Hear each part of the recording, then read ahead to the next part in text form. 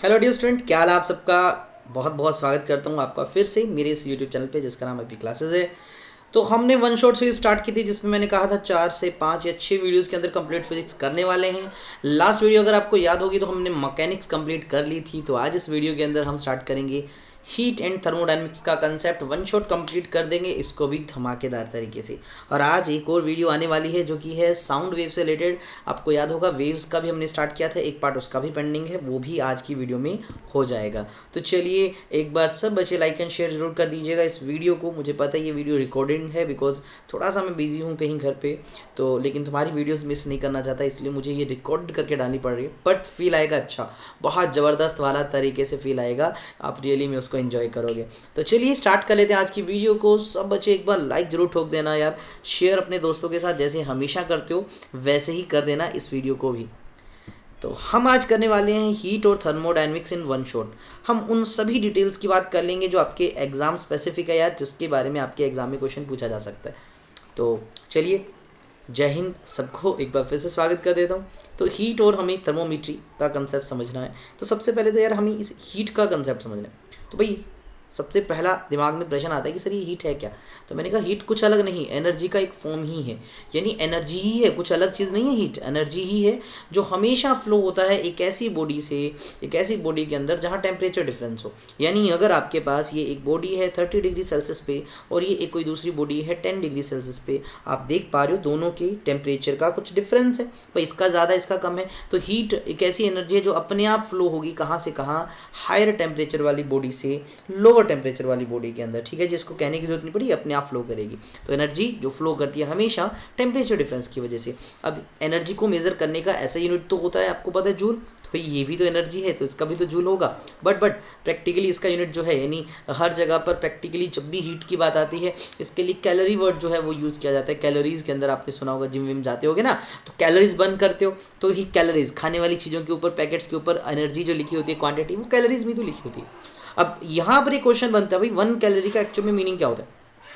देखो क्या किया गया, 1 ग्राम पानी लिया गया, ठीक है, और उसका टेम्परेचर 14.5 डिग्री से 15.5 डिग्री चेंज किया गया। तो 14.5 से 15.5 डिग्री सेल्सियस चेंज करना था हमें किसका, 1 ग्राम पानी का। तो कैसे होगा, अपने आप थोड़ी होगा, फूक मंत्र मार के थोड़ी होगा। वो कब होगा, जब हम उसको हीट देंगे। तो कितनी हमने हीट दी, उसी को 1 कैलोरी बोलते हैं। तो 1 calorie is the amount of heat जो रिक्वायर्ड है एक बॉडी को, किसके लिए भाई,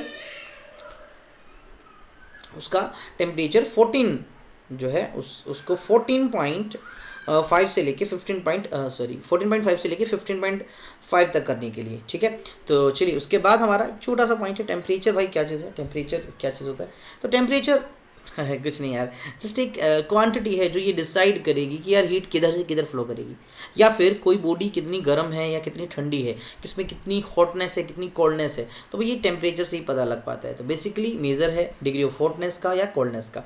और टेम्परेचर को मेज़र करने के बहुत सारे स्केल हैं, आपने देखा होगा लगभग यार हर 1-2 साल के अंदर एग्जाम में क्वेश्चन पूछ लिया जाता है यार। 2-2 क्वेश्चन भी पिछले साल आए थे, बताओ टेम्परेचर से रिलेटेड।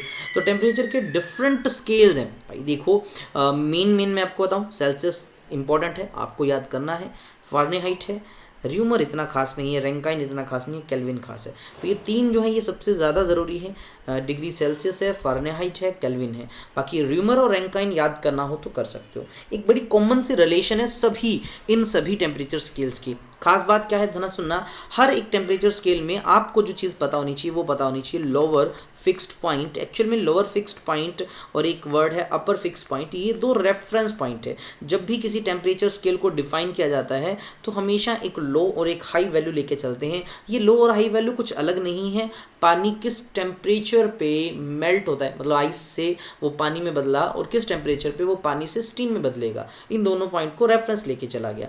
यानी इधर आप देख पा रहे हो तो ये आपका मेल्टिंग पॉइंट है और इधर आप देख पा रहे हो तो ये बॉइलिंग पॉइंट है। तो पानी के, वाटर के मेल्टिंग और बॉइलिंग पॉइंट को ही रेफरेंस लिया जाता है। और मेल्टिंग पॉइंट के लिए नाम रख दिया लोअर फिक्स्ड पॉइंट और बॉइलिंग के लिए लिख दिया अपर फिक्स्ड पॉइंट। अब अगर आप डिग्री सेल्सियस की बात करते हो तो डिग्री सेल्सियस में मेल्टिंग पॉइंट ऑफ वाटर जो है, मतलब आइस का मेल्टिंग पॉइंट 0 डिग्री सेल्सियस होता है, और जो बॉइलिंग पॉइंट है दैट इज 100 डिग्री सेल्सियस। यानी सेल्सियस स्केल जो है हम 0 से लेके 100 तक लिखते हैं, वैल्यूज से ज़्यादा कम भी हो सकती है, एक जस्ट हम इनकी बात कर रहे हैं। और इसके अंदर कितने डिवीजन है, 0 से लेके 100 तक 100 नंबर ऑफ डिवीजन, आप जस्ट इनका डिफरेंस कर दीजिए।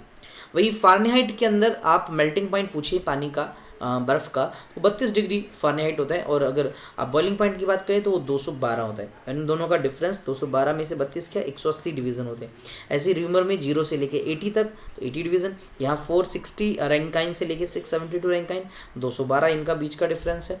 केल्विन के अंदर 273.15 से लेके 373.15 तक। ये ज़रूरी है सबसे ज़्यादा यार केल्विन वाला, बिकॉज सबसे पहले ध्यान रखना 0 सेल्सियस जो है 0 डिग्री सेल्सियस वो 273.15 केल्विन के बराबर होता है, और 100 डिग्री सेल्सियस कितना होता है 373.15 केल्विन होता है। एग्जैक्ट है ये, लेकिन कई बार राउंड ऑफ करके 273 केल्विन भी बोल दिया जाता है, बट एग्जैक्टली 0.15 जरूर होता है इसके साथ साथ। अब इन सभी स्केल की एक रिलेशन है यार। एक सबसे कॉमन चीज़ क्या है, किसी भी टेम्परेचर स्केल की आप ऊपर रीडिंग लीजिए, उसमें से लोअर फिक्स पॉइंट माइनस कर दीजिए, divide by number of division लिख दो, ये हमेशा कांस्टेंट होगा। जैसे value in degree Celsius minus उसका लोअर फिक्स पॉइंट जो कि 0 है, डिवाइड बाय उनके डिवीजन 100 है। टेम्परेचर इन फ़ारेनहाइट माइनस उसका लोअर फिक्स पॉइंट जो कि 32 था, डिवाइड बाय उनका डिवीजन 180। तो इस तरह से सभी का लिख सकते हो, और ये कॉमन रिलेशन है। अगर आप पीछे वाली कहानी की बजाय ये खाली यही चीज़ याद रख लेते हो तो भी आपका काम बन जाएगा। इससे तुम किसी भी टेम्परेचर स्केल को दूसरे में बदल सकते हो। जनरली आपको 2 ये और 1 ये याद करना है, ये सबसे ज़्यादा जरूरी है। मैं इसको थोड़ा सा अलग से लिख भी देता हूँ, आपको कॉमन से तरीके से याद रखना है। तो डिग्री सेल्सियस के अंदर value divide by 100 must be equals to degree Fahrenheit के अंदर वैल्यू माइनस का 32 divide by 180 must be equal to Kelvin के अंदर वैल्यू माइनस का 273.15 डिवाइड बाय 100। तो ये 3 चीज़ें यार ये तो याद कर ही लो तुम, क्योंकि इससे क्वेश्चन बन सकता है। अब तुमसे कुछ भी पूछा जा सकता है, जैसे तुमसे बोल दिया गया भाई 0 केल्विन का मतलब क्या है, 0 केल्विन कितने डिग्री सेल्सियस के बराबर है, यानी आपको डिग्री सेल्सियस और केल्विन को कंपेयर करना है। तो degree Celsius by 100 must be equals to Kelvin के अंदर वैल्यू माइनस का 273.15 डिवाइड बाय 100।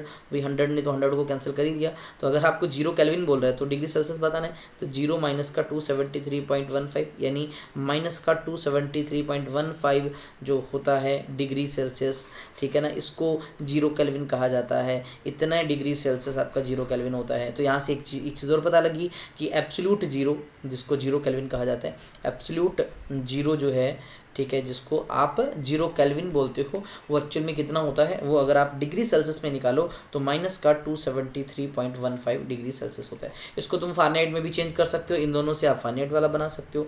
आप कोई भी वैल्यू इन दोनों की है आप उसे निकाल सकते हो। जनरली छोटी क्लासेस में भी ये फॉर्मूला पढ़ाया जाता है बच्चों को, अगर आपको याद होगा इससे बनाया जा सकता है। कन्वर्जन कर सकते हो, इन पे कन्वर्जन पे पक्का पूछा जा सकता है। इवन लास्ट टाइम तो यही पूछा था कौन सी वैल्यू डिग्री सेल्सियस और फ़ारेनहाइट में बराबर होती है, तो दोनों को एक्स मान के एक्स की वैल्यू निकाली थी। आई थिंक सो माइनस का 40 आता है उसका आंसर।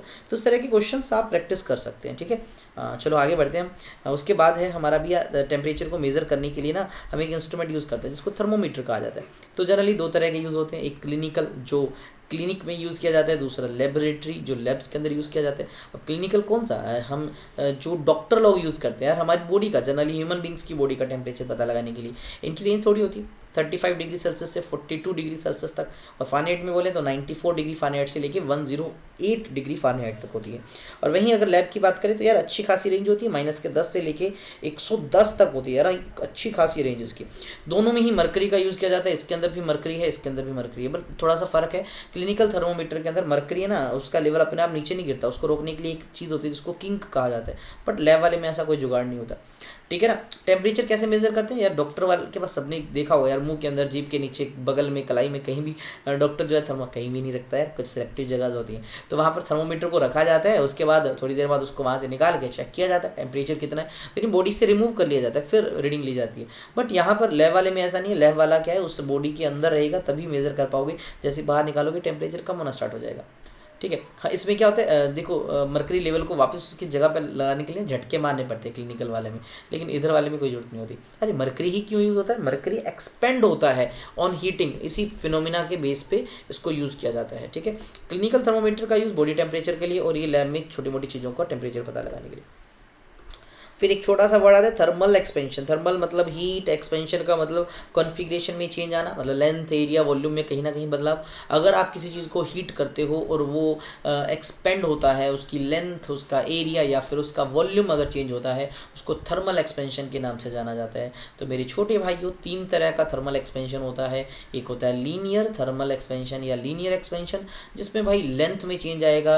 दूसरा होता है आपका एरियल या सुपरफिशियल एक्सपेंशन, जिसमें एरिया एरिया का चेंज आता है, एरिया बढ़ता है या कम होता है। टेम्परेचर बढ़ाओगे तो बढ़ेगा ना एरिया। तो तीसरा होता है बेटा वॉल्यूम एक्सपेंशन, जिसके अंदर टेम्परेचर चेंज करने से वॉल्यूम चेंज होता है, दैट इज़ वॉल्यूम या वॉल्यूमेट्रिक एक्सपेंशन। तो 3 तरह के होते हैं। इन तीनों को डिफाइन करने के लिए ना कुछ फैक्टर्स होते हैं। अभी इतना डिटेल में तो नहीं तुमसे पूछेगा, एक आधी बार आया हुआ, ज़्यादा नहीं आया हुआ, एक बार ही आया हुआ यार, ज़्यादा तो क्या बताऊँ। तो जैसे ऐसे एक्सपेरिमेंटली चेक किया जाता है और थोड़ा सा आइडिया लगता है कि भी अगर हम लीनियर एक्सपेंशन की बात कर रहे हैं तो चेंज इन लेंथ होता है ना, जो मतलब टेम्परेचर बढ़ाने से जो लंबाई चेंज हुई वो डिपेंड करता है ओरिजिनल पे, वो डिपेंड करता है चेंज इन टेम्परेचर पे। और यहाँ प्रोपोर्शनलिटी को हटाते हैं, कांस्टेंट आता है अल्फ़ा, ठीक है, और उस अल्फ़ा को बोलते हैं temperature coefficient of linear expansion, alpha. इसी तरह से जब एरिया की बात आती है तो कांस्टेंट आता है बीटा, उसको बोलते हैं temperature coefficient of areal expansion. और जब वॉल्यूम की बात हो रही है तो यहाँ पर गामा आता है, उसको बोलते हैं temperature coefficient of volumetric expansion. और इन अल्फ़ा बीटा और गामा का भी आपस में एक रिलेशन होता है, alpha is equals to beta is equals to गामा/3।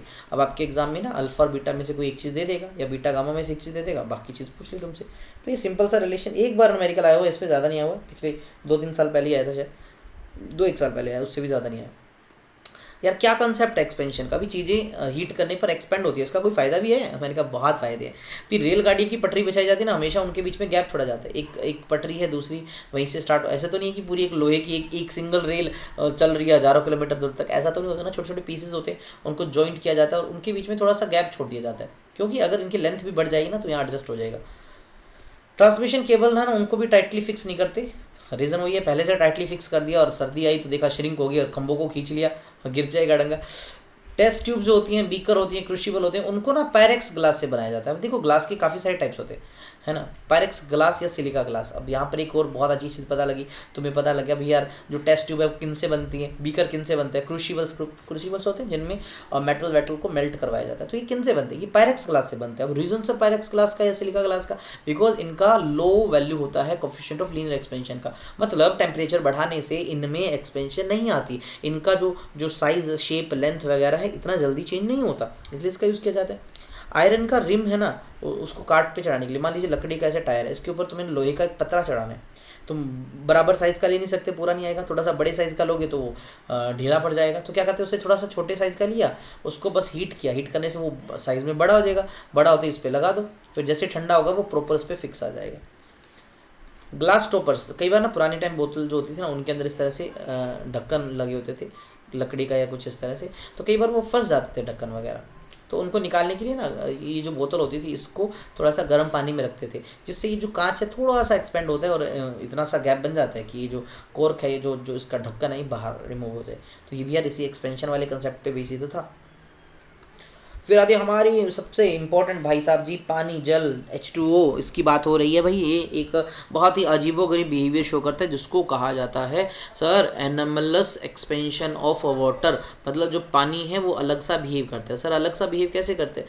Generally यार तुमसे मैं अगर पूछूं आइस का, वाटर का और स्टीम का सबसे ज़्यादा डेंसिटी किसका होता है, तो आपका शायद आंसर आएगा आइस का सर, बट ऐसा नहीं होता, सबसे ज़्यादा डेंसिटी पानी का होता है, और खासकर कहाँ पर, एट 4 डिग्री सेल्सियस, यानी पानी अपनी मैक्सिमम डेंसिटी शो करता है 4 डिग्री सेल्सियस पे, इसी को कहा जाता है एनमलस बिहेवियर। और कितनी होती है? वो होती है 1 ग्राम पर सेंटीमीटर क्यूब, और किलोग्राम में लिखोगे तो 10⁻³ किलोग्राम पर मीटर क्यूब।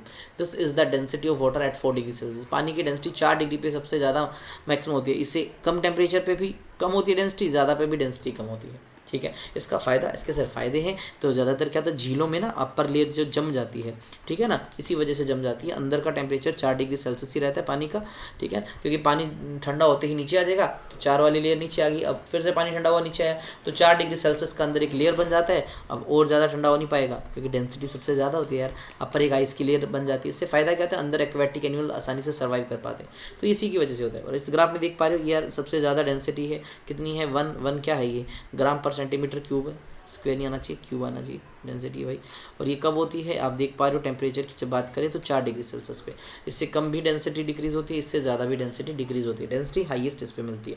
तो अगर आपको याद होगा स्पेसिफिक हीट में भी हम डेंसिटी का जो रेशियो लेते थे वो एट 4 डिग्री सेल्सियस था, पानी की बात करते थे ना तो एट 4 डिग्री सेल्सियस हुआ करता था।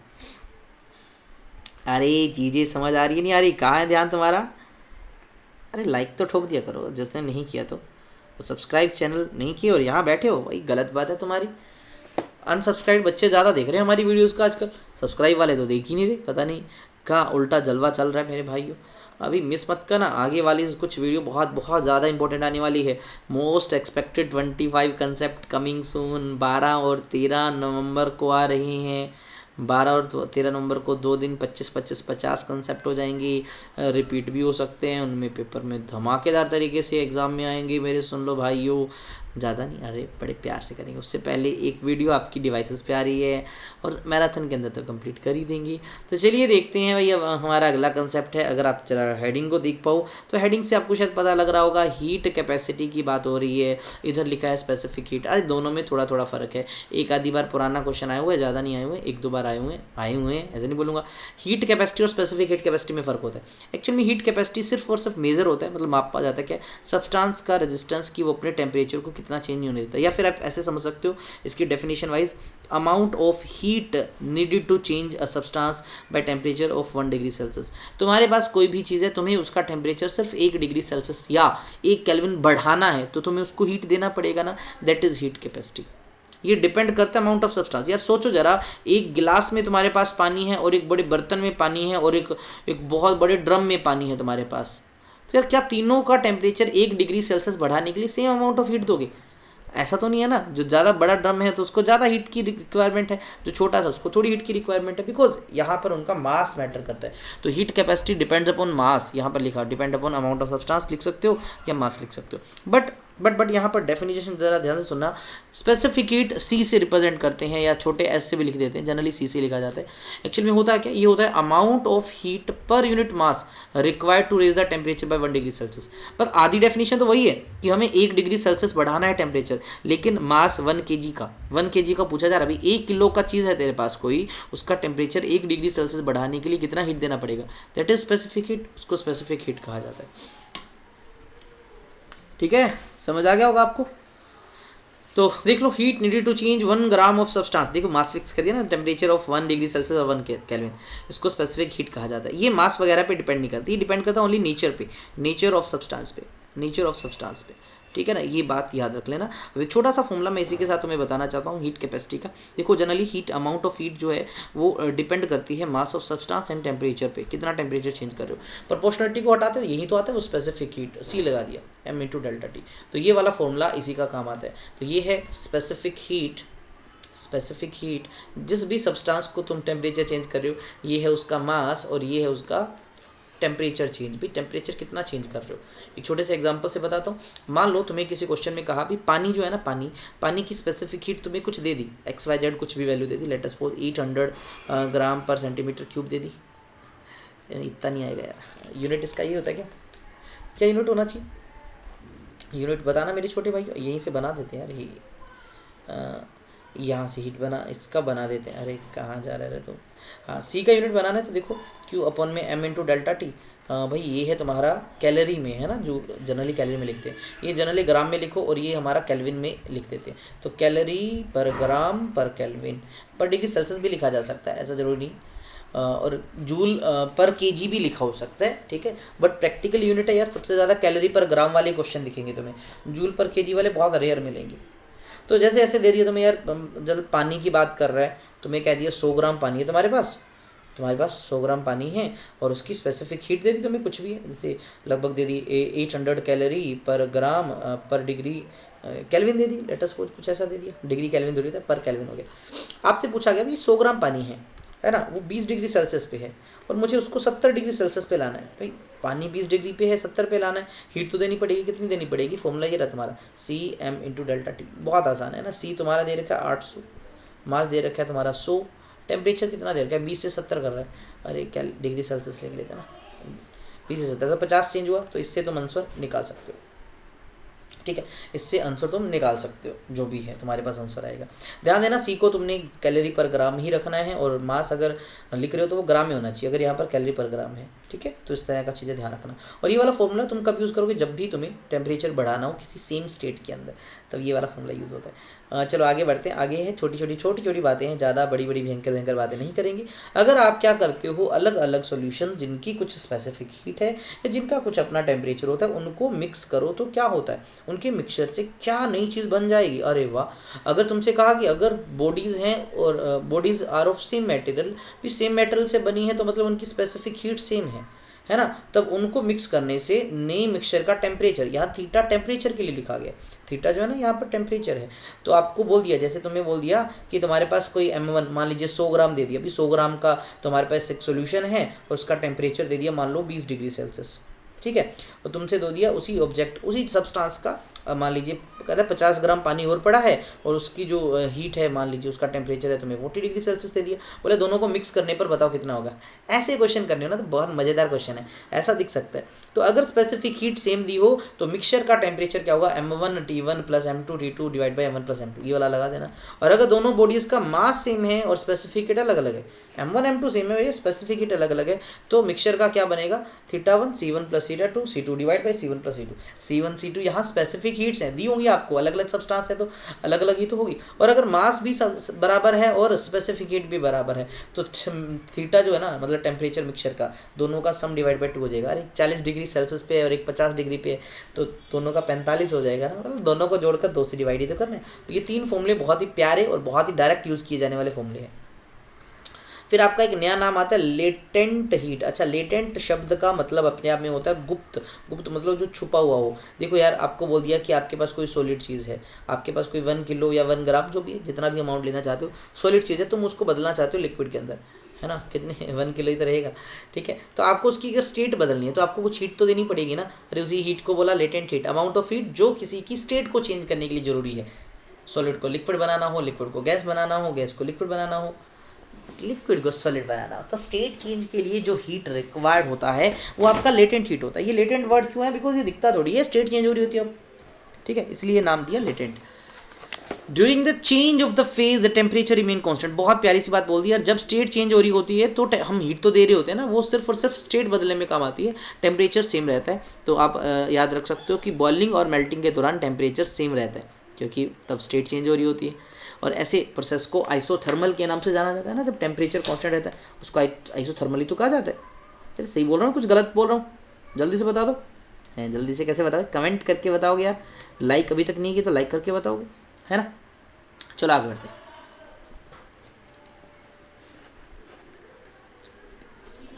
Latent heat of fusion. पहला लेटेंट हीट ऑफ फ्यूजन है क्या, जब आपके पास कोई सब्सटेंस सॉलिड है, आप उसको लिक्विड में बदल रहे हो तो हीट चाहिए होगी ना, उसको लेटेंट हीट ऑफ फ्यूजन बोलते हो। लेटेंट हीट ऑफ वेपराइजेशन, अरे वेपर लिक्विड से गैस में बदलना होगा ना, तो लेटेंट हीट ऑफ वेपराइजेशन बोला। और डायरेक्ट सॉलिड से गैस में बदलना है तो लेटेंट हीट ऑफ सब्लिमेशन के नाम से जाना जाता है। अब इसका फॉर्मूला सर कुछ होता है, मैंने कहा हाँ बिल्कुल होता है। देखो इस केस में अमाउंट ऑफ हीट जो होता है वो होता है mass into latent heat, L से रिप्रेजेंट कर देते हैं, ये वाला फॉर्मूला लगता है, ठीक है। जैसे तुम्हें कह दिया भाई 0 डिग्री सेल्सियस पे तुम्हारे पास 0 डिग्री सेल्सियस पे तुम्हारे पास आइस है, तुम उसको 0 डिग्री सेल्सियस पानी में बदलना चाहते हो। देखो मैंने सिर्फ और सिर्फ स्टेट चेंज करने के लिए कहा है, टेम्परेचर उतना ही है क्योंकि टेम्परेचर तो सेम रहता है। तो इस स्टेट को चेंज करने के लिए अमाउंट ऑफ हीट चाहिए ना, किसके बराबर होगी भाई, इसका मास कितना है इंटू इस सब्सटेंस का कितना लेटेंट हीट है, ये वाला फॉर्मूला लगा देना। तो बहुत ही प्यारा सा फॉर्मूला है, इसका यूज़ कर सकते हो। तुम्हें जनरली दे दिया जाएगा क्वेश्चन के अंदर लेटेंट हीट, और ज़्यादातर क्वेश्चन पानी पे आएंगे तो याद रख लेना, पानी की लेटेंट हीट याद कर लेना, काम की है, ठीक है, काम की है ये चीज़ें। अच्छा एक मैंने ना बहुत बार बताता हूँ यार, एक क्वेश्चन तो मतलब इस तरह के क्वेश्चन तुम्हें दिख सकते हैं। तुम्हें ऐसे बोल दिया जाए भाई तुम्हारे पास माइनस का 20 डिग्री सेल्सियस है, इस पर आइस है और तुम उसको 20 डिग्री पानी में बदलना चाहते हो, तो इस दौरान कितनी हीट चाहिए। तो भाई इसमें कई चीज़ों की जरूरत है। सबसे पहले देखो आइस को बदलना है तुम्हें, वाटर में स्टेट बदल रही है, तो सबसे पहले क्या करना पड़ेगा, तुम्हें माइनस के 20 डिग्री सेल्सियस आइस को 0 डिग्री सेल्सियस आइस में बदलना पड़ेगा। फिर 0 डिग्री सेल्सियस आइस को तुमने 0 डिग्री सेल्सियस वाटर में बदलना पड़ेगा।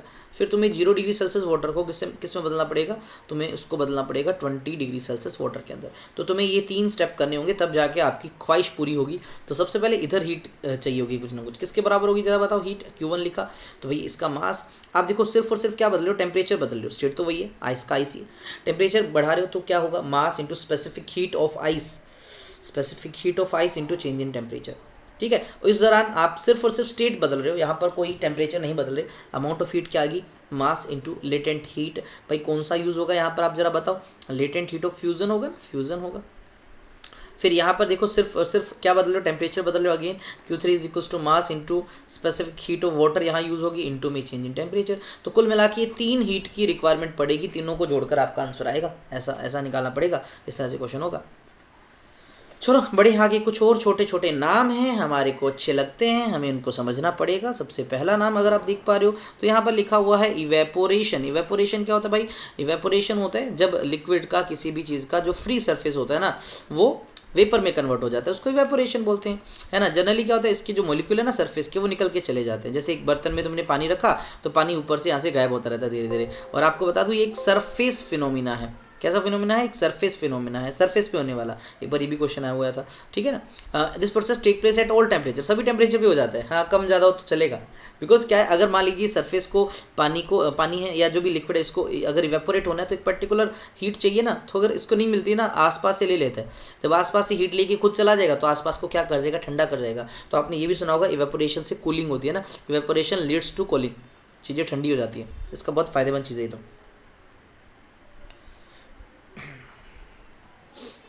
मेल्टिंग, ठीक है, मेल्टिंग इसका रिवर्स फ्यूजिंग होता है, फ्यूजन फ्रीजिंग या सॉलिडिफिकेशन।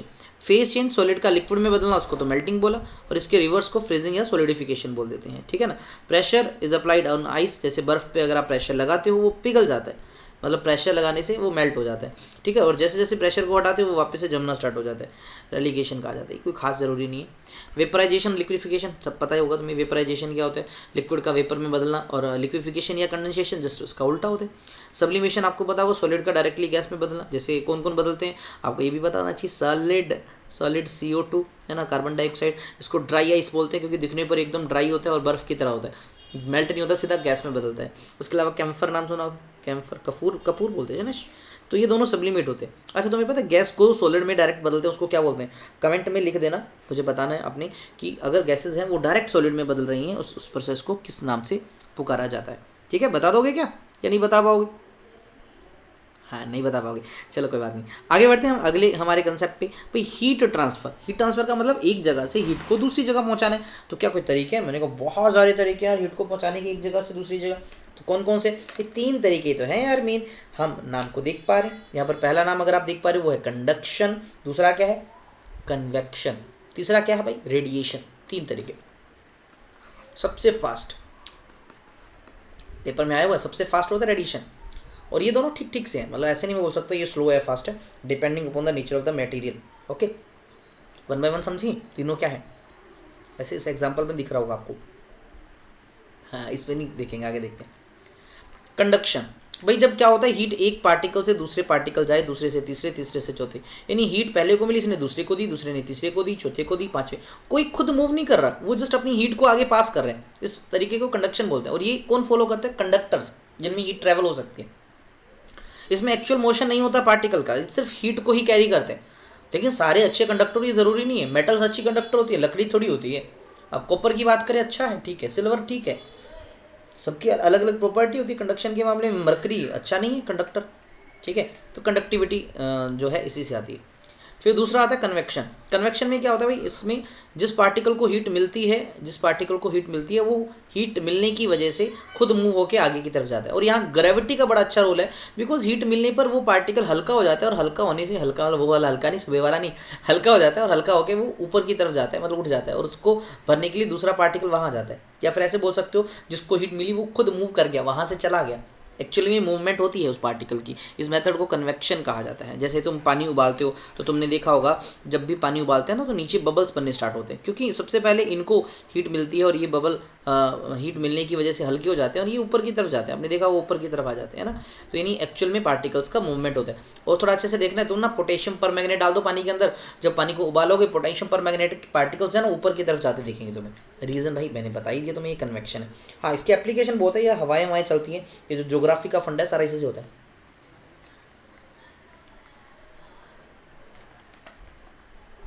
देख पा रहे हो ना, कन्वेक्शन की वजह से ट्रेड विंड्स होती हैं, मानसून्स आती हैं, लैंड ब्रीज सी ब्रीज, ये सब इनकी वजह से होता है।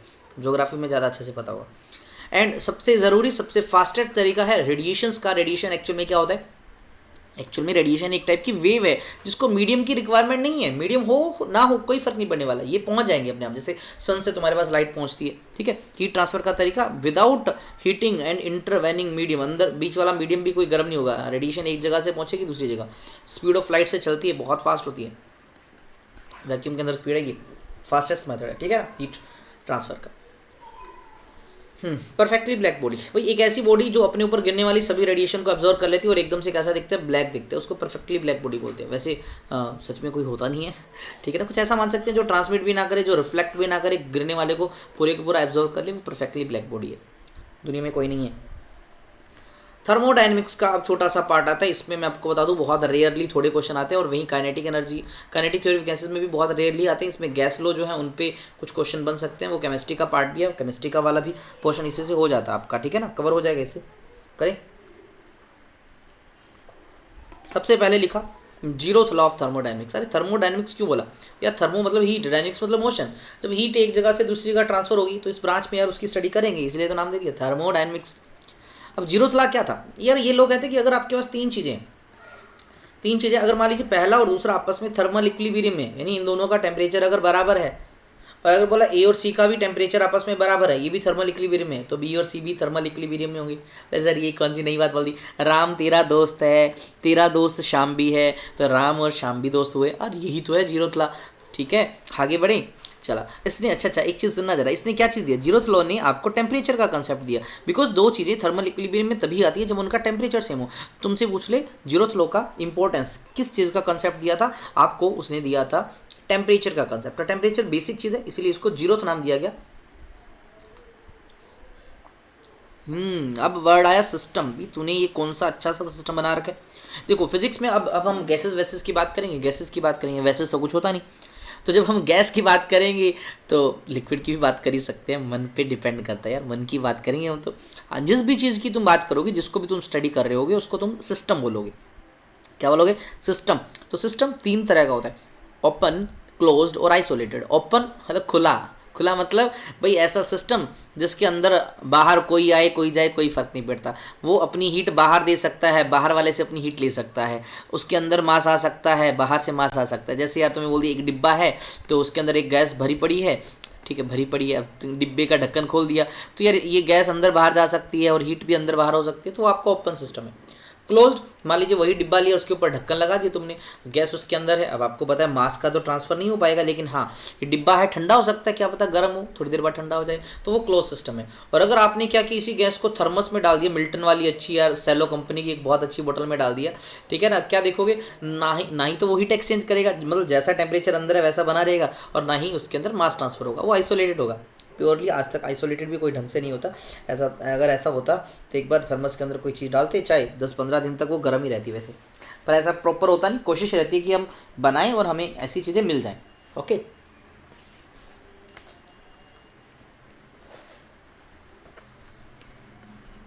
स्पेसिफिक हीट याद है आपको, सी से लिखा था, क्या था, अमाउंट ऑफ हीट पर unit mass per unit change in temperature, हाँ कुछ ऐसा था।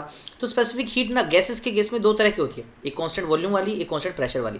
कांस्टेंट वॉल्यूम हो तो CV बोल देते हो, कांस्टेंट प्रेशर हो तो CP बोल देते हो, ठीक है। इनकी डेफिनेशन नहीं पूछेगा, बट CP और CV का एक रिलेशन होता है, CP माइनस CV R के बराबर होता है। यहाँ पर R है गैस कॉन्स्टेंट, और इससे एक चीज़ बता दो, गैस कॉन्स्टेंट एक पॉजिटिव नंबर है, इससे ये भी पता लगता है कि CP हमेशा CV से बड़ा होता है। और एक चीज़, CP और CV का जो रेशो होता है उसको गामा से रिप्रेजेंट करते हैं, ये होता है एटॉमिसिटी। क्या होता है मेरे भाइयों, एटॉमिसिटी। ओके जी ओके, चलो आगे बढ़ते हैं। फिर अगला इंटरनल एनर्जी क्या आती है, भाई इंटरनल नाम से ही पता लग रहा है अंदर वाली, अंदरूनी, अंदर से जो फीलिंग आती है, इनर फीलिंग्स।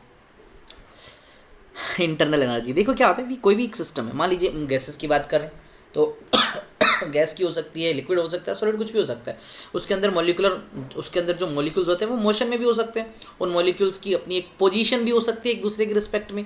तो भाई मोशन बोल दिया तो काइनेटिक एनर्जी है, पोजीशन या कॉन्फ़िगरेशन बोल दिया तो पोटेंशियल एनर्जी है, बस उसी दोनों के सम को इंटरनल एनर्जी कहा जाता है। जिस भी सिस्टम के अंदर पार्टिकल्स का मोशन है और उनकी पर्टिकुलर पोजीशन है, तो दोनों एनर्जीज का जो सम है वो इंटरनल एनर्जी कहलाएगा, टोटल इंटरनल एनर्जी कहलाएगा, टोटल इंटरनल एनर्जी। लेकिन अगर बात हो रही हो आइडियल गैस की, तो बता दूं आइडियल गैस जो होते हैं उनके पार्टिकल एक दूसरे से अट्रैक्ट नहीं होते, मोह माया त्याग देते हैं, उनको किसी से कोई लेना देना नहीं है, वो एकदम अध्यात्म वाला जीवन सुखी संपन्न साधु की तरह रहते हैं यार। पार्टिकल्स तो किसी से कोई लेना देना नहीं है, तो पोटेंशियल एनर्जी तो होगी नहीं। हाँ, रेंडमली इधर उधर भिक्षाम देही मांगते रहते हैं, मतलब इधर उधर मोशन तो करते रहते हैं, अगर मोशन करते रहते हैं तो उनके पास टोटल एनर्जी काइनेटिक की फॉर्म में होगी।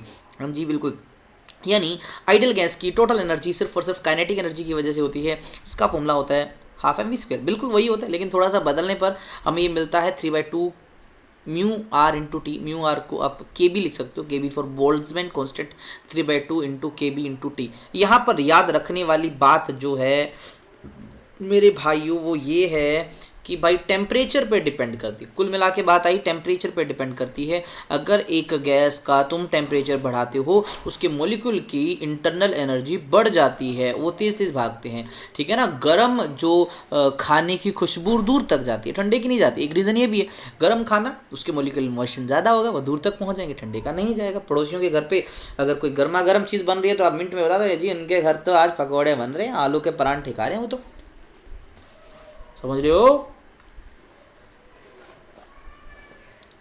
कुछ साइन जो अभी थर्मोडायनेमिक्स में हमें यूज होंगे, हमें हीट के साइन की जरूरत है, वर्क के और इंटरनल एनर्जी के, समझ रहे हो। अगर हीट प्लस का है, इसका मतलब सिस्टम को हम हीट दे रहे हैं, सिस्टम यानी कोई जिस भी चीज़ की बात करें, सिस्टम जो है वो क्या कर रहा है, एब्जॉर्व कर रहा है हीट को। और अगर माइनस है, इसका मतलब उससे सिस्टम से हीट ले रहे हैं, वो क्या कर रहा है, रिलीज कर रहा है, हीट रिलीज कर रहा है। हाँ, वर्क डन पॉजिटिव होने का मतलब क्या होता है कि भाई वो गैस है ना एक्सपेंड हो रही है, मतलब कोई चीज़ फैल रही है, जिस भी सिस्टम की बात करें वो एक्सपेंड हो रहा है। अगर वो कंप्रेस हो रहा है तो माइनस का। अगर इंटरनल एनर्जी प्लस की है तो मतलब टेम्परेचर बढ़ रहा है, यानी इंटरनल एनर्जी बढ़ रही है। और अगर माइनस की है, इसका मतलब टेम्परेचर कम हो रहा है, वो ठंडा हो रहा है, इंटरनल एनर्जी कम हो रही है। अब यहीं से आता है हमारा थर्मोडायनेमिक्स का फर्स्ट लॉ। भाई ये पेपर में पूछा गया है, ठीक है। क्या है थर्मोडायनेमिक्स का फर्स्ट लॉ, ये कहता है भी देखो, अगर तुम किसी भी सिस्टम को कुछ हीट देते हो तो उस हीट से internal energy plus work done होगा। मतलब जितनी भी तुम हीट दोगे ना, हीट एक्सचेंज करोगे किसी सिस्टम के साथ, उसका कुछ हिस्सा उसकी इंटरनल एनर्जी को चेंज करने में और कुछ हिस्सा वर्क डन करने में चला जाता है। यानी अमाउंट ऑफ जो हीट है, यानी चेंज इन हीट है, वो इंटरनल एनर्जी के चेंज प्लस में वर्क डन के चेंज के बराबर होता है। एक बहुत ही प्यारा सा रिजल्ट। ये कंजर्वेशन ऑफ एनर्जी पे बेस्ड है, फिर से सुनना, ये कंजर्वेशन ऑफ एनर्जी पे बेस्ड है, ऑफ एनर्जी पे बेस्ड है। ओके मेरे भाइयों, ओके ओके ओके। इसने ना इंटरनल एनर्जी का कंसेप्ट दिया सेकंड लॉ ने, सॉरी हाँ, जीरोथ लॉ ने टेम्परेचर का कंसेप्ट दिया, फर्स्ट लॉ ने इंटरनल एनर्जी का कंसेप्ट दिया, और सेकंड भी आएगा एक, फर्स्ट ने ये दिया। सेकंड लॉ ऑफ थर्मोडायनेमिक्स ना वो कंसेप्ट देता है हीट इंजन का भी, हीट हायर से लोअर तो जा सकती है, लोअर से हायर नहीं जा सकती, ठीक है ना। ये चीज़ याद रख लेना मेरे भाइयों। चलो उसके बाद कुछ थर्मोडायनेमिकल प्रोसेसेस के नाम, क्या क्या कंडीशन है, जैसे आइसोकोरिक, आइसो मतलब सेम, कोरिक मतलब वॉल्यूम। अगर वॉल्यूम सेम रहे, ऐसा प्रोसेस जिसमें वी सेम या कांस्टेंट रहे। मैं बोलूँ कि वॉल्यूम कांस्टेंट रहे, अगर वॉल्यूम कांस्टेंट है तो चेंज इन वॉल्यूम तो जीरो हुआ। ऐसे केस में वर्क भी नहीं होता, और इसकी एक इक्वेशन होती है कि जो P होता है डायरेक्टली प्रोपोर्शनल होता है टेम्परेचर के, या फिर P/T का जो रेशो है वो कांस्टेंट रहता है। और ग्राफ की बात करें तो वो V के एकदम परपेंडिकुलर होता है। PV डायग्राम जनरली P और V के बीच में बनाया जाता है। तो ये बातें याद रखना जो मैंने अभी यहाँ बताई हैं। अच्छा, इसी तरह से isobaric, bar for pressure, bar pressure का यूनिट होता है ना, आइसो मतलब सेम, मतलब जिसके अंदर प्रेशर कांस्टेंट हो। अगर प्रेशर कांस्टेंट है तो चेंज इन प्रेशर जीरो होगा, है ना। ऐसे केस में वर्क डन चेंज किसके बराबर होता है, pressure into change in volume के। और यहाँ पर एक इक्वेशन फॉलो होती है कि V is directly proportional to T, या V/T का जो रेशियो है वो कांस्टेंट है, और ग्राफ इसका एकदम से सीधा आता है इस तरह से। भाई ये चीज़ तुम पता भी लगा सकते हो, PV is equals to NRT होता है ना, तो NR तो जनरली कांस्टेंट होता है। देखो पहले में मैंने कहा V सेम है, तो V सेम है अगर ये, तो P और T डायरेक्टली है। और दूसरे में बोला मैंने P सेम है, अगर P सेम है तो V और T डायरेक्टली होगा। अब इसी तरह से आगे वाला तुम गैस कर ही सकते हो। आइसोथर्मल, आइसो मतलब सेम, थर्मल मतलब टेम्परेचर, जिसके अंदर टेम्परेचर कांस्टेंट रहे। भाई फिर से देख लो, PV is equals to NRT तीनों ही कांस्टेंट हो गए, तो यानी P इंटू V का प्रोडक्ट कांस्टेंट हुआ, तो P और V एक दूसरे के इन्वर्सली हुए। अरे यही तो है यहाँ पर, देखो PV का प्रोडक्ट कांस्टेंट हुआ, चेंज इन टेम्परेचर जीरो है, P और V एक दूसरे के इन्वर्सली है। तो ग्राफ भी देखो इस तरह से झुका हुआ है, तेरी ये जो झुकी नज़र, इसी तरह से मेरा ग्राफ भी झुक गया तेरे को देख के। इस तरह से एडियाबैटिक एक ऐसा process there is no exchange of heat, no exchange of heat, भी हीट का आदान प्रदान नहीं हो रहा, ठीक है ना, क्यू जीरो है, ऐसे प्रोसेस को हम बोलते हैं कौन सा, एडियाबैटिक प्रोसेस। इसकी इक्वेशन होती है पी वी की power gamma is constant, P V की power gamma is equal to constant. यहाँ गामा वो अलग नहीं है, सी पी सी वी का रेशियो है। ये इक्वेशन कुछ नहीं करनी, इसका ग्राफ भी ऐसे ही होता है, बस फर्क क्या होता है, ऊपर वाले से थोड़ा सा नीचे झुका होता है, स्टीपर होता है ज़्यादा। मतलब अगर आइसोथर्मल का इसी के अंदर बनाऊँ तो आइसोथर्मल थोड़ा ऊपर होता है और ये थोड़ा सा नीचे की तरफ ज़्यादा होता है। ओके, पोली पुली वाला नहीं करना भाई, ऐसा कुछ नहीं करना।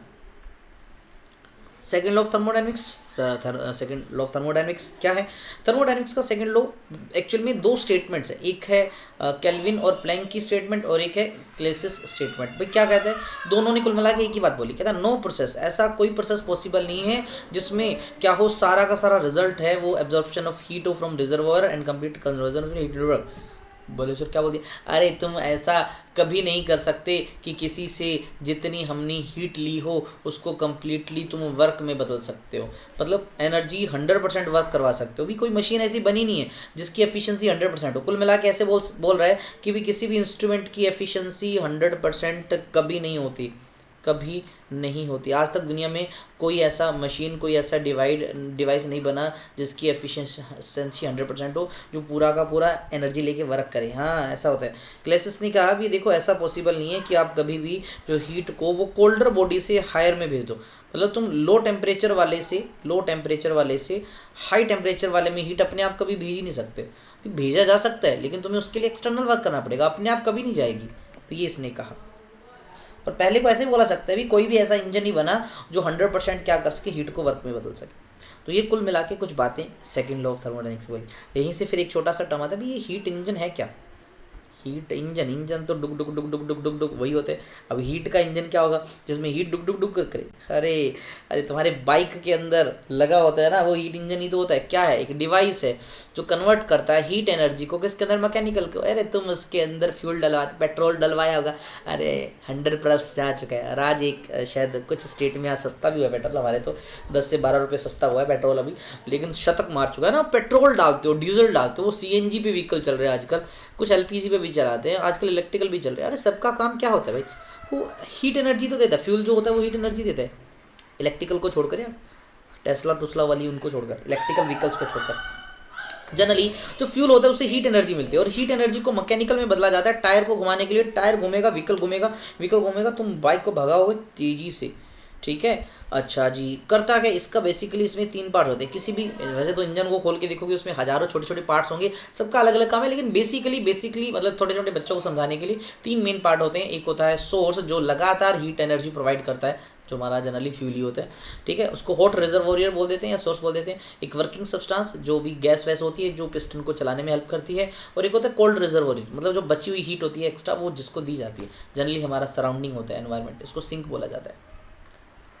कैसा होता है, क्या काम करता है, जो वर्किंग सब्सटेंस होता है ना वो हॉट रिजर्वोयर से हीट लेता है। जनरली ये पिस्टन के अंदर भरी हुई गैस होती है, वो क्या करता है, फ्यूल के जलने से जो एनर्जी बनती है उसको एब्जॉर्ब करता है और उसको क्या करता है, वर्क में कन्वर्ट कर देता है, पिस्टन को घुमा देता है, लगातार घुमाता रहता है गोल गोल। और जो बाकी बची हुई हीट है, जैसे Q1 हीट ली, बची हुई हीट Q2 है, देखो Q1 तो ली थी, उसमें से W तो वर्क कर दिया, बची हुई हीट Q2 सराउंडिंग को दे दी, ठीक है, मतलब पूरी हीट यूज़ नहीं कर रहा, बचा के दे रहा है, मतलब 100% तो एफिशिएंसी हुआ ही नहीं। और इसकी जो एफिशिएंसी होती है मतलब कार्यक्षमता, वो होती है इस पर कितना आउटपुट डिवाइड बाई कितना इनपुट। तो W वर्क डन किया, यही तो उसका आउटपुट है, और इनपुट क्या है, जो उसने हीट ली Q1, तो W/Q1 एफिशिएंसी का फॉर्मूला है। और इसको थोड़ा सा और सोल्व करें तो 1 - Q2/Q1 होता है या 1 - T2/T1 होता है। यहाँ पर T1 T2, T1 है इस हाई टेम्परेचर वाला जो सोर्स है इसका टेम्परेचर, T2 हमारे सराउंडिंग का टेम्परेचर। और देखो अगर एफिशिएंसी आपको हमेशा 1 चाहिए या 100% चाहिए तो इसके लिए आपका क्या होना चाहिए, पूरा फैक्टर T2/T1 जो है वो 0 होना चाहिए। ये तो तभी पॉसिबल है या तो आपका T2 0 हो जाए या फिर T1 इन्फिनिटी हो जाए। T1 इन्फिनिटी मतलब सोर्स इन्फिनिटी टेम्परेचर का कभी हो ही नहीं सकता, और सिंक 0 टेम्परेचर पे कभी हो नहीं सकता, ये कभी पॉसिबल ही नहीं, इसलिए एफिशिएंसी कभी 100% हो ही नहीं सकती। जैसे और कुछ एग्जांपल दे रखे, देखो भाई वही बता रखे कब 100% हो सकती है, कभी हो ही नहीं सकता है ये तो। और हीट इंजन जो जनरली होते हैं ना उनकी एफिशिएंसी हमेशा यूनिटी से काफ़ी कम होती है। जैसे स्टीम इंजन की बात करें, वही गदर फिल्म वाली जिसमें कोयले पे चलती है ट्रेन, है ना, सनी देओल और उसकी जो सक्कू सक्कू जो होती है, सकीना जो भी है, वो लगातार कोयले वाली गाड़ी में कोयला डाल रही होती है ना, तो उससे स्टीम इंजन ही तो होता है वो। उसकी एफिशिएंसी 12 से 16% होती है, सिर्फ और सिर्फ 12 से 16%। अरे सोचो यार कितनी कम एफिशिएंसी है ना, सोचने वाली बात है। उसी तरह से मैक्सिमम एफिशिएंसी पेट्रोल इंजन की सिर्फ 26%, और वहीं डीजल इंजन की 40%। भाई अच्छी खासी है, डीजल थोड़ा सा सस्ता है, साथ में यूज़ करना चाहिए, लेकिन यार हैवी इंजन होता है, काफ़ी हैवी व्हीकल्स के अंदर यूज़ हो सकता है, छोटे मोटे के अंदर नहीं हो सकता। कार्नोट इंजन एक जस्ट इमेजिनरी कंसेप्ट, एक ideal imaginary engine, ideal imaginary जो कभी बना नहीं है, जस्ट एक कंडीशन है, अभी ऐसा हो सकता है, तो हमें इसको देखना भी नहीं है, बस एक आइडियल इंजन है ऐसा समझो, इसके बारे में कुछ ज़्यादा नहीं। एफिशिएंसी का वही फॉर्मूला जो स्टीम इंजन की होती है, वो पीछे पढ़ा था हमने। रेफ्रिजरेटर जस्ट इसका उल्टा होता है, मैंने लिखा नहीं यहाँ पर, इतना मतलब नहीं पूछा गया इनके बारे में कभी। तो रेफ्रिजरेटर जस्ट उल्टा होता है, जो क्या करता है रेफ्रिजरेटर चीज़ों को ठंडा करता है, मतलब है ना, ठंडा यानी कोल्ड रिजर्वोयर जो है ना, उससे हीट लेता है और सराउंडिंग में दे देता है, साथ में कमरा भी गर्म करता है, साथ में जो अंदर की चीज़ों को ठंडा करता है। फिर आता है काइनेटिक थ्योरी ऑफ गैसेस में, सिर्फ गैसेस की कुछ बेसिक सी बातें हैं, उनको समझना है, ठीक है। तो देखो सबसे पहले गैसेस तुम्हें पता है यार, इनके बीच का इंटरमोलिकुलर फोर्स बहुत वीक होता है, मतलब जो गैसेस हैं इनके पार्टिकल्स के बीच में फोर्स ऑफ अट्रैक्शन बहुत कम होता है। ये जो क्या बोला था, हाँ, ये जो गैस के मॉलिक्यूल है लगातार मूव करते रहते हैं, मुंह उठा के कोई इधर कोई इधर, इनका कोई शेप नहीं होता, गैस का कोई साइज़ नहीं होता, जिस बर्तन में रखोगे उसी शेप उन साइज़ को ले लेंगे, लगातार एक्सपेंड होता रहता है, जब तक इसको मौका मिलता है फैलता जाएगा फैलता जाएगा फैलता जाएगा। प्रेशर अप्लाई किया जाता है सराउंडिंग पे, है ना, ये सराउंडिंग पे प्रेशर, मतलब जिस बर्तन में जिस कंटेनर के अंदर है अगर, तो भाई उस पर प्रेशर तो लगाएंगे, ठीक है। इंटरमोलिकुलर फोर्स जो है ना वो मिनिमम होता है, इनके अंदर सबसे कम होता है, इजीली कंप्रेस और एक्सपेंड होते हैं। अरे ये तो पता ही है सर गैसेस के बारे में। काइनेटिक थ्योरी ऑफ गैसेस, मतलब इन गैसेस के बारे में एक थ्योरी दी गई जिसमें बताया गया भी ये क्या क्या रिजल्ट होते हैं गैसेस से रिलेटेड।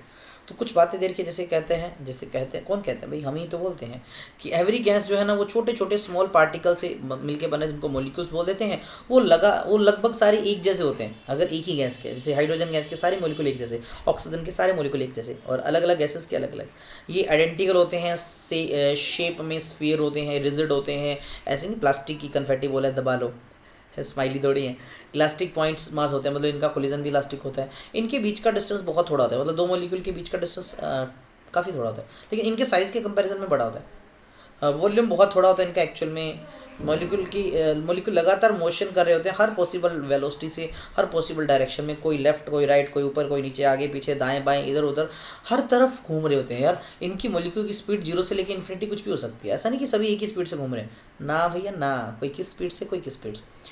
गैस मॉलिक्यूल लगातार अब मूव करते हैं तो कोलाइड भी करेंगे, एक दूसरे के साथ टकराते हैं, दीवारों के साथ टकराते हैं, बोल के ही टकराते हैं भाई मैं आ रहा हूँ तो सामने से हट जा, जो मिला उससे टकराए, ठीक है। और इनका कोलिजन परफेक्टली इलास्टिक मानते हैं, और इनके कोलिजन के बीच में जो टाइम लगता है ना, एवरेज कोलिजन के बीच में जो टाइम लगता है उसको रिलैक्सेशन टाइम बोल देते हैं, ठीक है ना, काफ़ी थोड़ा होता है।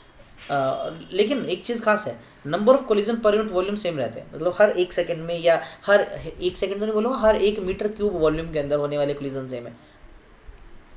कोई अट्रैक्टिव और रिपल्सिव फोर्स नहीं होता इनके बीच में, मॉलिक्यूल्स के बीच में, तो जस्ट रैंडम मोशन की वजह से एक दूसरे पे फोर्स लगाते हैं, कोई पर्टिकुलर अट्रैक्शन या रिपल्शन नहीं होता। ग्रेविटेशनल फोर्स को नेग्लेक्ट करके चलते हैं इसके अंदर,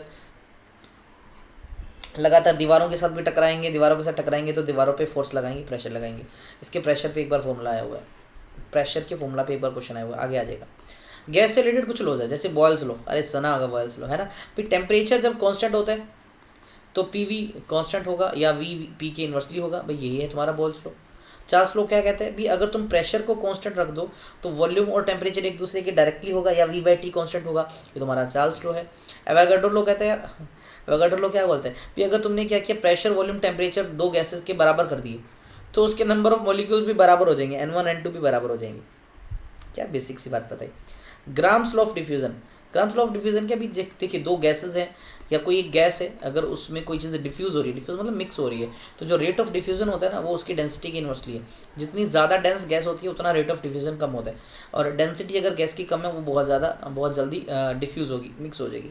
Dalton law of partial pressure नहीं करना भाई, केमिस्ट्री वाले ने पढ़ा दिया होगा, यहाँ नहीं करना। मैं kinetic energy of ideal gas, भाई आइडियल गैस की हमने वैसे डिस्कस किया था क्योंकि आइडियल गैस की बात हो रही है तो यहाँ पर इंटरनल एनर्जी सिर्फ काइनेटिक ही होगी, क्योंकि पोटेंशियल तो होगी नहीं, पोटेंशियल तो जीरो लेके चले थे। और मैंने वहाँ बताया था 3/2 RT या KBT, टी पे डायरेक्टली प्रोपोर्शनल होता है ना, ये बताया था, टी के डायरेक्टली प्रोपोर्शनल होता है। यू से लिखो, ई से लिखो, कोई फर्क नहीं पड़ता। Kinetic energy per molecule of a gas does not depend upon the mass of the molecule, mass पे डिपेंड नहीं करता, सिर्फ टेम्परेचर पे डिपेंड करता है। मैं ऑलरेडी तुम्हें बता चुका हूँ, ठीक है ना। अगर हीलियम, हाइड्रोजन, ऑक्सीजन है, सारे सेम टेम्परेचर पे है ना, तो सबकी स्पीड अलग अलग हो सकती है, लेकिन एनर्जी सबकी सेम होगी। ठीक है। और ये मत करना पर गुलाम गुलाम वाली ये मत करना, इसकी जरूरत भी नहीं है तुम्हें। डिग्री ऑफ फ्रीडम, भाई देखो यार, गैस के अब मॉलिक्यूल की मैं बात करूँ, अगर मान लीजिए मेरे पास कोई ऐसी गैस है जो सिंगल मॉलिक्यूल से बनी, जैसे हीलियम है, या जैसे मैं बात करूँ O2, मतलब जिसमें 2 मॉलिक्यूल हैं, या मैं बात करूँ जैसे तुम्हारे कार्बन डाइऑक्साइड CO2, तो उसमें 3 मॉलिक्यूल हैं, मान लो इस तरह से। तो यार इनका अपना अलग तरीका, इसका अपना, इसका अलग। तो ये जैसे मोनो एटॉमिक मतलब मोनो एटॉमिक बोल सकते हो, सही है, एक एटम वाली है। तो भाई ये एक मॉलिक्यूल एक एटम इस गैस का जब मूव करेगा तो कई तरीक़ों से मूव कर सकता है, उसका मोशन किसी भी तरीके से हो सकता है। तो भी कितने फ्री है इसके पास तरीके मूव करने के, तो ये एक्स एक्सिस में जा सकता है, वाई में जा सकता है, जेड में जा सकता है, तो ये 3 तरीके से फ्रीली मूव कर सकता है। तो this is degree of freedom. Degree of freedom मतलब कितने इंडिपेंडेंट वे हैं उसके पास मोशन करने के, that are degree of freedom. वहीं 2 मॉलिक्यूल हैं तो यार 3 तरह से तो ये घूमेगा ही घूमेगा, मतलब 3 तरह से तो मूव करेगा ही करेगा ट्रांसलेटरी, ये 2 अलग अलग तरीके से घूम भी सकता है, तो टोटल 5 तरीके हो जाते हैं इसके पास। वहीं 3 मॉलिक्यूल हैं, 3 पार्टिकल हैं, इनका अलग तरीका है। तो यार कोई भी गैस है उसके अंदर एटम जो होते हैं, हम कितने इंडिपेंडेंट वे से, कितने इंडिपेंडेंट पॉसिबल तरीके हैं उनके मोशन के, उनको डिग्री ऑफ फ्रीडम कहा जाता है। इसका एक जनरल सा फॉर्मूला भी होता है, वो होता है number of degree of freedom is equals to 3a - b।